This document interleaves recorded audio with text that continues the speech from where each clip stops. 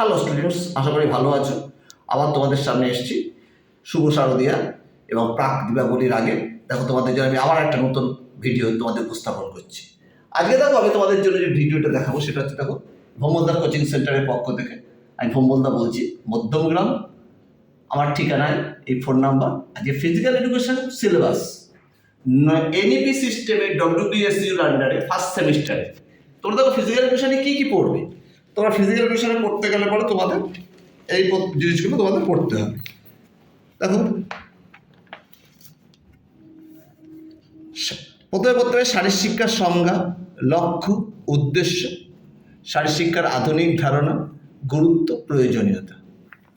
এরপরে পড়তে হবে বৃদ্ধি বিকাশ নীতি, তার প্রভাব, এদের মধ্যে বৃদ্ধি বিকাশের পার্থক্য, মানসিক বয়স, খেলাধুলার ভূমিকা, জাতীয় সংহতি, সামাজিকীকরণের সংজ্ঞা, উদ্দেশ্য, খেলাধুলার প্রভাব, শারীরবৃত্তীয় বিকাশ, শারীরবৃত্তীয় বয়স, জাতীয় আন্তর্জাতিক স্তরে খেলাধুলার ভূমিকা। এগুলো সব তোমাদের ফিজিক্যাল এডুকেশন ফার্স্ট সেমিস্টারের সিলেবাসে আছে। এছাড়া পড়তে হবে স্বাধীনতার পূর্বে ও স্বাধীনতার পরে খেলাধুলার বিকাশ, অলিম্পিক, প্রাচীন আধুনিক ধারণা, এশিয়ান গেমস, কমনওয়েলথ গেমস, ভারতের বিভিন্ন খেলাধুলার বিকাশ।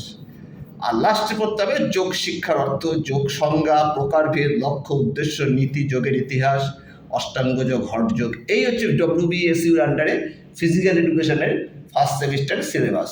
তোমরা যদি এখনও পড়া না শুরু করে থাকো, তোমরা আমার সাথে যোগাযোগ করতে পারো। আমি অলরেডি ব্যাচ শুরু করে দিয়েছি, ঠিক আছে? তোমরা আমার সাথে যোগাযোগ করতে পারো।